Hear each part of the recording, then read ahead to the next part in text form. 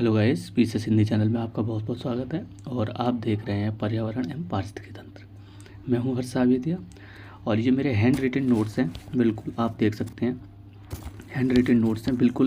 मैं बिल्कुल डायग्राम के साथ आपको कॉन्सेप्ट, जो भी फैक्चुअल चीज़ हैं वो भी देने का प्रयास कर रहा हूँ। जैसे कि आयोग का जो ट्रेंड है, कंसेप्चुअल चीज़ें पूछ रहा है, डीप में पूछ रहा है, तो मैं भी वो आपको कराने की कोशिश करूँगा। आप मेरे चैनल पर विजिट करोगे, सारे सीक्वेंस से प्लेलिस्ट में मेरे लेक्चर लगे हुए हैं। इससे पहले सामान्य अध्ययन में मैंने पॉलिटी कंप्लीट करा दिया है विषय। अब ये पर्यावरण का टॉपिक चल रहा है, ठीक है, पर्यावरण विषय चल रहा है। इसमें भी 6 लेक्चर हो चुके हैं। सीक्वेंस से सारे लेक्चर मिल जाएंगे। मैं टेलीग्राम पे भी PDF दे रहा हूँ और सीक्वेंस से मैं इसके डिस्क्रिप्शन पर लिंक दे दूँगा, यूट्यूब का भी और तो इसमें हम आपको 100 की निःशुल्क कार्यक्रम दे रहे हैं और बिल्कुल निःशुल्क है ये, और चीज़ें आपको बिल्कुल डिटेल में कॉन्सेप्ट के साथ दे रहे हैं। आप देख सकते हैं, विद मैपिंग है ना, और एग्जाम्पल के साथ है। कॉन्सेप्ट समझने का प्रयास करना। जैव विविधता जो टॉपिक है, इससे कई प्रश्न बनते हैं, आयोग कई बार पूछ चुका है। आप प्रीवियस ईयर के पेपर देखोगे तो। आइए स्टार्ट करते हैं बिना देरी किए हुए। आप चैनल को ज़्यादा से ज़्यादा लोगों को शेयर करते रहना और वीडियो को कमेंट करते रहना और लाइक करते रहना। लाइक से हमें मोटिवेशन मिलता है, क्योंकि इतना बेहतरीन कंटेंट आपको दे रहे हैं। आपके अंदर एक शैली विकसित हो जाएगी कि कंटेंट को कैसे तैयार किया जाता है, ठीक है। आप मेरे साथ नोट डाउन करते रहना। आइए स्टार्ट करते हैं। जैसे आप देखेंगे, जैव विविधता, बायोडाइवर्सिटी। 1980 में E.A. नॉर्स तथा मैकमैनस ने जैव विविधता का प्रयोग, बायोलॉजिकल डाइवर्सिटी इसको नाम दिया। फिर देन उसके बाद में जैव विविधता शब्द का प्रयोग वॉल्टर जी रोजेन ने 1985 में प्रयोग किया और विस्तृत रूप से ये प्रयोग किया इसका। देन प्रजातियों की जो विविधता है, डाइवर्सिटी है स्पीसीज़ की, और जैसे प्रजाति कौन कौन सी, वनस्पति हैं, जीव हैं, ठीक है, और सूक्ष्म जीव, माइक्रो ऑर्गेनिज्म, ये सब मिलके स्पीसीज़ की जो डाइवर्सिटी बताती है कि यहाँ पर डाइवर्सिटी कैसी है। प्रत्येक प्रजाति के जो पॉपुलेशन है, जो व्यष्टियों की जो संख्या है ज़्यादा होती है, वहाँ पर क्या है, डाइवर्सिटी ज़्यादा होती है। देन उसके बाद में आप देखेंगे, जैव विविधता 3 तरीके से हम डिवाइड करते हैं। जैसे जीनीय जीव विविधता, जेनेटिक बायोडाइवर्सिटी, प्रजातीय जैव विविधता, स्पीसीज बायोडाइवर्सिटी, और इकोसिस्टम और कम्युनिटी बायोडाइवर्सिटी। कहने का मतलब पारिस्थितिकी और सामुदायिक जैव विविधता। तो ये 3 पॉइंट आप याद नोट करोगे। इसमें देखो, जेनेटिक में क्या है, जीनों में अंतर के आधार पर जैव विविधता कैसी होगी। प्रजाति स्पीसीज के आधार पर, प्रजातियों की संरचना स्ट्रक्चर के अंतर के आधार पर जैव विविधता, आवास, निकेट और ऊर्जा का जो ट्रांसफ़र है, एनर्जी का ट्रांसफ़र है, और उसका जो फूड बिहेवियर है उसके आधार पर जैव विविधता। इन 3 आधार पर हम कंफर्म करते हैं, चीज़ों को बताते हैं कि यहाँ डाइवर्सिटी कैसी है, किसकी ज़्यादा स्पीसीज़ है। फिर इनका फैक्टर देखेंगे। ये मतलब जैव विविधता को जो निर्धारित करने वाले जो फैक्टर हैं कौन कौन से हैं, कारक कौन कौन से हैं। जैसे टेम्परेचर हुआ, वर्षा हुई, मिट्टी की प्रकृति हुई, नेचर ऑफ सॉइल जिसको हम बोलते हैं। जैसे आप पर्वत पर देखेंगे, है ना, पहाड़ है, पहाड़ के नीचे जो नीचे वाला दर्रा वाला जो हिस्सा होता है, जैसे जो दर्रा वाला हिस्सा होता है दर्रे में, और पहाड़ का जो ऊपरी हिस्सा होता है, दोनों में डिफरेंस है। वहाँ की डाइवर्सिटी आप देखोगे, क्योंकि पहाड़ पे, पर्वतों पे क्या होता है, चोटियों पे क्या होता है, टेम्परेचर कम होता है, बर्फ़ जमी रहती है, और जो नीचे वाला जो हिस्सा होता है वहाँ टेम्परेचर सही अनुकूल होता है, इसलिए वहाँ स्पीसीज़ और पेड़ पौधे, प्लांट वगैरह सारी चीज़ें मिलती हैं। पारिस्थितिकी उत्पादकता देखेंगे, इकोलॉजिकल प्रोडक्टिविटी की बात करते हैं, वहाँ पे भी ज़्यादा होती है। ये चीज़ें, ये फैक्टर हैं। जैसे ये है अक्षांश से दूरी, समुद्र तल से ऊंचाई, मिट्टी या पर्वत का ढाल कैसा है, और सक्सेशन की अवस्था कैसी है। जैसे पॉइनियर से लेके क्लाइमैक्स तक मैंने आपको कंप्लीट कराया था, पारिस्थितिकी जब करा रहा था इकोसिस्टम, उसमें मैंने आपको बताया था सक्सेशन की प्रक्रिया कैसे होती है, ठीक है ना। 0 से एक पीक तक जाते हैं तो डाइवर्सिटी कैसे क्लाइमैक्स तक पहुँचती है। फिर उसके बाद में आप देखेंगे, मैं एग्जाम्पल के साथ ही कराऊंगा, और कॉन्सेप्ट को समझने का प्रयास करना। कॉन्सेप्ट समझ जाओगे तो चीज़ें बिल्कुल आसान हो जाएंगी। एग्जाम्पल के रूप में हम चीज़ें आपको दे ही रहे हैं। टेम्परेचर देखेंगे, जहाँ तापमान ज़्यादा वहाँ जैव विविधता ज़्यादा, जहाँ तापमान अत्यंत कम होगा वहाँ जैव विविधता कम होगी। ये एक दूसरे का इन्वर्सिबल ये मान लो रिवर्सिबल है। कैसे? जैसे टेम्परेचर ज़्यादा वर्षा ज़्यादा, टेम्परेचर कम वर्षा कम। जैसे ये सन है, ठीक है, और ये आपका अर्थ है, ये इक्वेटर है आपकी बीच में। तो इक्वेटर पर क्या होता है, जो लाइन होती है बीच की, इक्वेटर पर सूर्य का प्रकाश बिल्कुल एकदम डायरेक्ट पड़ता है। कैसे पड़ता है? डायरेक्ट पड़ता है। जो आपका ध्रुवीय क्षेत्र है, जो पोल बोलते हैं जिसको हम, जैसे नॉर्थ पोल ये है, ये साउथ पोल है। नॉर्थ पोल पर, साउथ पोल पर टेम्परेचर बिल्कुल कम होता है। आपको पता होगा बर्फ़ जमी रहती है, जो साइबेरिया वाला क्षेत्र देखेंगे, आइसलैंड वाला, और नीचे अंटार्कटिक, साउथ पोल में देखेंगे अंटार्कटिका वाला जो क्षेत्र है। ये जो पोल है, पोल वाला हिस्से पे क्या हो, टेम्परेचर बिल्कुल लो होता है, माइनस में होता है, इसलिए यहाँ जैव विविधता कैसी होगी, कम होती है। फिर देखो मैंने ये दिखाने का प्रयास किया है, जैसे ये टेम्परेचर, इसमें आप देखेंगे जैसे ये इक्वेटर पे है, ये 0 से 10 डिग्री साउथ 10 डिग्री नॉर्थ, ये वाला जो हिस्सा है, ठीक है, तो यहाँ लो प्रेशर होता है। इक्वेटर पर बायोडाइवर्सिटी क्लाइमैक्स पर होती है, क्योंकि टेम्परेचर यहाँ अधिक होता है। टेम्परेचर अधिक होता है तो देन इसके साथ साथ यहाँ पर वर्षा अधिक होती है। वर्षा अधिक होगी तो कई सारी स्पीसीज़ यहाँ पे पाई जाती हैं, वो पेड़ों की, पौधों की अधिकता यहाँ ज़्यादा होती है। फिर उसके बाद 23.5 से 35 डिग्री ऊपर जाएंगे तो यहाँ हाई प्रेशर होता है, ठीक है। यहाँ पर एंटी साइक्लोन चक्रवात बनता है। तो उसके बाद आप देखेंगे जे 23.5 डिग्री से 35 डिग्री तक ऊपर जाने पर तो यहाँ पर एंटी साइक्लोन बनता है, ठीक है। यहाँ वर्षा नहीं होती है, डेजर्ट एरिया है, ये जैव विविधता कम होती है यहाँ पर, और प्रभावी स्पीसीज ज़्यादा मिलती है यहाँ पर, क्योंकि कोल्ड डेजर्ट और हॉट डेजर्ट यहाँ पर होता है, इसलिए यहाँ पर क्या है कि एंटी साइक्लोन की स्थिति बन जाती है, वर्षा नहीं होती है। फिर उसके बाद ऊपर चलेंगे 45 डिग्री से 66.5 डिग्री, यहाँ पर लो प्रेशर है, ठीक है। इस बेल्ट में क्या है, लो प्रेशर है। पछुआ हवा से यहाँ वर्षा होती है, जैव विविधता यहाँ पर होती है, ठीक है।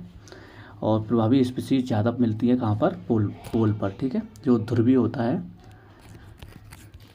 फिर देन उसके बाद में देखेंगे, ये दिखाने का प्रयास किया है कौन कौन सा जोन है। जैसे ये उष्णकटिबंधीय ट्रॉपिकल जोन बोलते हैं, ये टेम्परेट जोन है शीतोष्ण कटिबंध, ये शीत कटिबंध है, इसको कोल्ड जोन बोलते हैं। ऐसे ही नीचे की साइड में है, ठीक है। जैव विविधता की कंडीशन देखेंगे तो जो ट्रॉपिकल एरिया होता है वहाँ पर जैव विविधता अधिक होगी, फिर देन उसके बाद में कम यहाँ होगी, फिर उससे ज़्यादा कम ऊपर होगी। जैसे जैसे ध्रुवों की ओर बढ़ेंगे तो बायोडाइवर्सिटी कम होती जाती है। उसके बाद में ये नोट, महाद्वीप के पश्चिमी तट पर ट्रॉपिकल डेजर्ट पाए जाते हैं पूरी दुनिया में। ट्रॉपिकल डेजर्ट कहाँ पाए जाते हैं पूरी दुनिया में? पूर्वी साइड, ठीक है, वो पश्चिमी साइड, सॉरी, पश्चिमी तट पर पाए जाते हैं। जैसे आप देखेंगे एग्जाम्पल के रूप में, थोड़ा सा बड़ा करके दिखा देता हूँ आपको। जैसे ये आटाकामा का है, ये नॉर्थ अमेरिका है, नॉर्थ अमेरिका के पश्चिम में आप देखोगे आटाकामा मरुस्थल है, यहाँ पर सारा मरुस्थल अफ्रीका में। ऐसे ही नीचे साउथ में, अफ्रीका के साउथ में देखेंगे तो कालाहारी है। यहाँ पर देखेंगे, यहाँ पर हवाएं चलती हैं पूर्व से, और इधर भी पूर्व से हवाएं आती हैं। इक्वेटर लाइन है ये आप देख रहे हैं, ऑस्ट्रेलिया में पर्थ देख रहे हैं आप, ये भी डेजर्ट है। फिर उसके बाद में आप इधर देखेंगे आप, ये कंडीशन है आपकी। जैसे ये अर्थ है, ठीक है, तो ये यूरोप वाला हिस्सा है, ये यूराल पर्वत है। तो यूरोप से इधर की तरफ विंड हवाएं चलती हैं, इस तरीके से चलती हैं, यूराल जो पर्वत है उससे टकराती हैं। ये यहाँ पर आप देख सकते हो, पश्चिमी यूरोप है, ये मध्य यूरोप है, ये यूराल पर्वत है। अब उत्तरी अमेरिका की कंडीशन देखें, जैसे यहाँ से पछुआ हवाएं चलती हैं तो जो रॉकीज पर्वतमाला है उससे टकराती हैं, ठीक है, रॉकीज पर्वतमाला से टकराती हैं तो यहाँ वर्षा करती हैं, तो यहाँ आपको चीज़ें देखने को मिलेंगी। ऐसे ही इधर की तरफ देखेंगे, जो पैटागोनिया का मरुस्थल है, वृष्टि छाया क्षेत्र, रेन शैडो बोलते हैं। जब पहाड़ होगा, पहाड़ से एक साइड में आप हवाएं चलेंगी, टकराएंगी, बारिश कर देंगी। तो दूसरा वाला क्षेत्र होगा, ठीक है, ऐसे। तो ये इधर वाला जो क्षेत्र है पैटागोनिया का, जो डेजर्ट है, मरुस्थल है, वो कैसा है, वृष्टि छाया क्षेत्र है। ये एग्जाम्पल कई बार पूछा गया है, आप इसको नोट करेंगे। फिर दैन उसके बाद में ज्योग्राफी में भी पूछा गया है, इन्वायरमेंट में भी पूछ लेते हैं कि यहाँ की डाइवर्सिटी यहाँ पर कैसी मिलेगी।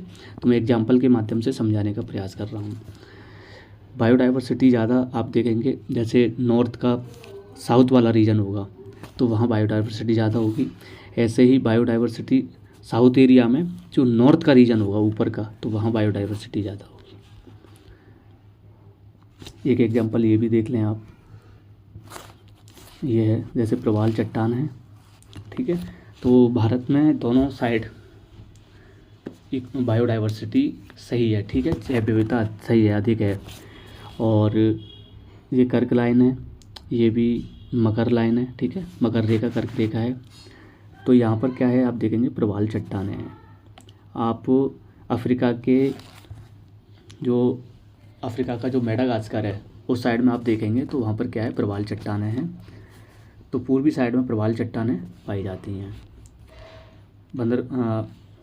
बंद महासागरों में प्रवाल चट्टानों का विकास नहीं हो पाता है, ये कंडीशन है। एग्जाम्पल के रूप में आप ये देखेंगे, मैंने पूरा डायग्राम बनाने का प्रयास किया है देखने का। जैसे आप देखेंगे ये गल्फ स्ट्रीम है, ये उत्तरी अमेरिका है, ये दक्षिणी अमेरिका है, ये अफ्रीका है, ठीक है, ये आपका मेडागास्कर है इस जगह। तो कौन कौन सी धारा बहती हैं ये भी देखने का प्रयास करेंगे। और यहाँ मैंने, ये ऑस्ट्रेलिया है, ठीक है। तो आप देखेंगे ये कैलिफोर्निया की धारा इधर की साइड बहती है, इधर पेरू की धारा बहती है, इधर जो ऑरेंज कलर से मैंने दिखाया है, तो इधर देखेंगे ये आपका बेंगोला की ठंडी जलधारा है, इधर कनारी की ठंडी जलधारा है। कहने का मतलब ऑरेंज कलर से जो मैंने यूज किया है वो आपकी कोल्ड करंट है, ठीक है, ठंडी जलधारा है।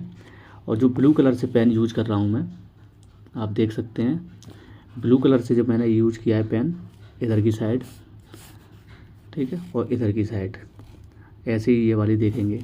ये कैसी जलधारा है, ये गर्म है। तो हॉट और गर्म मिलकर चीज़ें वो क्रिएट कर देती हैं, उसी हिसाब से क्लाइमेट में चेंज होता है।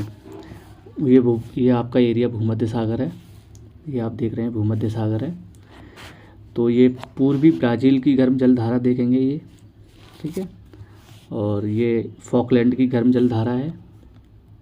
दैन गल्फ स्ट्रीम गर्म जलधारा है, ये वाली, इसको देख रहे हैं, ये रही ये वाली। ऑस्ट्रेलिया के पश्चिम में आप देखेंगे कोल्ड करंट है, और इधर की तरफ आपकी गर्म जलधारा है। इस तरीके से चीज़ें दी गई हैं। तो उसी हिसाब से क्लाइमेट चेंज होता है, उसी हिसाब से चीज़ें होती हैं, वर्षा भी होती है। तो यहाँ पर मैंने दिखाने का प्रयास किया मैप के माध्यम से। कुछ पॉइंट हैं, इनको आप नोट करोगे। जैसे जहाँ जहाँ जल की धारा गर्म है वहाँ जल का तापमान अच्छा होगा और जैव विविधता भी ज़्यादा होगी। जो विषुवत रेखा के करीब होगा वहाँ तापमान ज़्यादा होगा तथा जैव विविधता भी ज़्यादा होगी।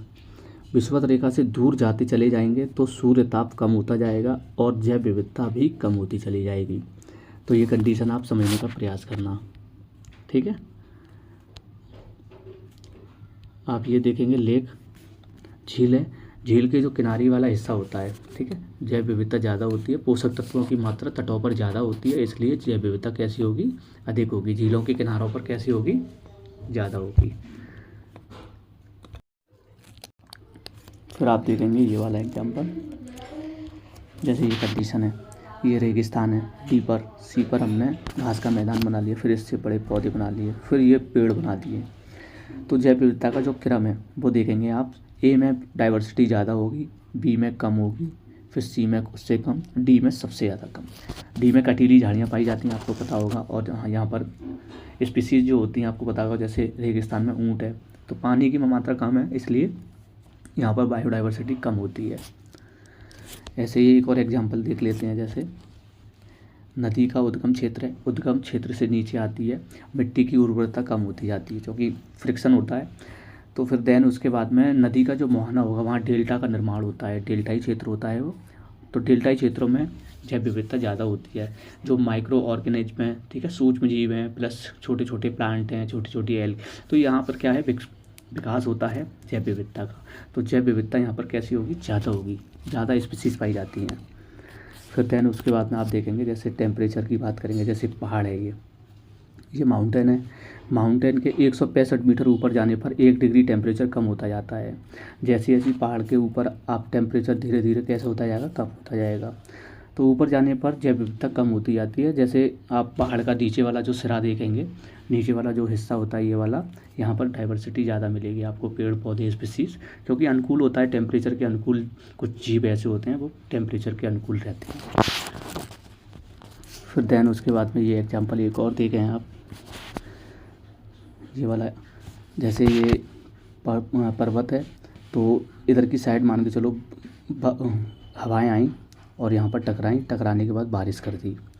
तो इधर वाला जो रीजन है रेन शैडो एरिया होता है, क्योंकि इधर से इधर ही टकरा गई, यहाँ वृष्टि छाया क्षेत्र होता है। और पश्चिमी घाट पर जैव विविधता ज़्यादा होती है भारत में, आपने देखा होगा, क्योंकि जो हवाएं चलती हैं, हवाएं चलने के साथ साथ जो टकराती हैं, है ना, जो पश्चिमी तट से हवाएं टकरा जाती हैं यहाँ पर इंडिया में, तो यहाँ बारिश कर देती हैं।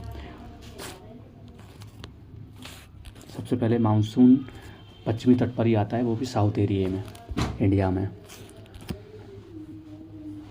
विषुवत रेखा के पास समुद्री क्षेत्र में जैव विविधता ज़्यादा होती है, उसे समुद्री वर्षा वन, ओशियन रेन फॉरेस्ट कहते हैं। फिर एग्जांपल एक और देखें इंडिया के परिप्रेक्ष्य में।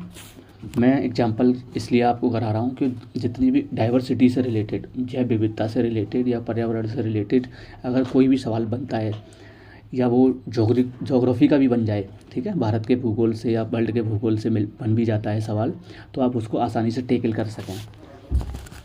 और जोग्राफी का हम जो चैप्टर कराएंगे, जो सब्जेक्ट कराएंगे, इंडियन जोग्राफी, वर्ल्ड जोग्राफी या मैपिंग, तो वो भी हम मैप के माध्यम से ही पढ़ाएंगे आपको। जैसे ये बड़ी नदियाँ हैं, इसमें आप देखेंगे ये बड़ी नदियाँ हैं, ये बड़ी नदियाँ जो पूर्वी साइड में ज़्यादातर अपनी पानी को बहाती हैं और बंगाल की खाड़ी में अपना पानी गिरा देती हैं। इस तरीके से वो अपना जल कहाँ गिराती हैं, बंगाल की खाड़ी में, जितनी बड़ी नदियाँ हैं। अरब सागर है, अरब सागर में कुछ एक नदियाँ हैं, कहने का मतलब जैसे आप देखेंगे साबरमती है, माही है, नर्मदा है, ताप्ती है, ये नदियाँ आपकी अरब सागर में गिरती हैं। कुछ तो ऐसी हैं लूनी वगैरह जैसे गल्फ़ में ही रह जाती हैं, ठीक है। तो आप इधर भी देखेंगे, जैसे ये है समुद्री क्षेत्र है ये, तो प्रवाल चट्टान जहाँ पाई जाती हैं वहाँ जैव विविधता ज़्यादा होती है, जहाँ प्रवाल चट्टान होंगी, ठीक है। कर्क रेखा और मकर रेखा के बीच में महाद्वीप के पूर्वी तट पर विकास होता है। इनका विकास 200 फीट की गहराई पर होता है, ठीक है। ये बताया गया है इसमें कि कहाँ कहाँ चीज़ें आपको मिलती हैं। जैसे आप देखेंगे ये मकर रेखा है, ये कर्क रेखा है, ये विषुवत रेखा है, ठीक है। इसमें दक्षिण अमेरिका है, अफ्रीका है, ये भूमध्य सागर यहाँ पर है। तो ये डेजर्ट एरिया है, यहाँ से ठंडी जलधारा आती है, इस वजह से ये डेजर्ट एरिया हो जाता है। और यहाँ पर क्या होता है, यहाँ पर जो हवाएं होती हैं, ट्रेंड विंड्स आती हैं, जो यहाँ पर क्या होती हैं, टकराती हैं, यहाँ पर बारिश कर देती हैं। ये वाला एरिया आपका जो पानी आता है, जल आता है, जो हवाएं होती हैं उनमें नमी होती है, तो वो अपना जल यहीं गिरा देती हैं, ठीक है। यहाँ टकराने के बाद ये आगे जब हवाएं आगे बढ़ती हैं तो वो ड्राई हो जाती हैं, सूखी हो जाती हैं, तो आगे डेजर्ट एरिया क्रिएट हो जाता है। व्यापारिक हवाओं की ये पहचान है, व्यापारिक हवाएं ऐसी चलती हैं इस तरीके से, ठीक है। और वनों की सघनता ज़्यादा होती है इस एरिए में, और ह्यूमस की मात्रा अधिक होगी, समुद्र में न्यूट्रिशन ज़्यादा होगा, और अनेक स्पीसीज़ यहाँ पर क्या है, पाई जाती हैं। और इंडिया में आप देखेंगे दोनों तरफ चट्टानें हैं, प्रवाल के दोनों साइड क्रिएट होते हैं। इंडिया ही एकमात्र ऐसा है क्योंकि यहाँ की जो जलवायु है वो विश्व में सबसे डिफरेंट है, इंडिया की जलवायु।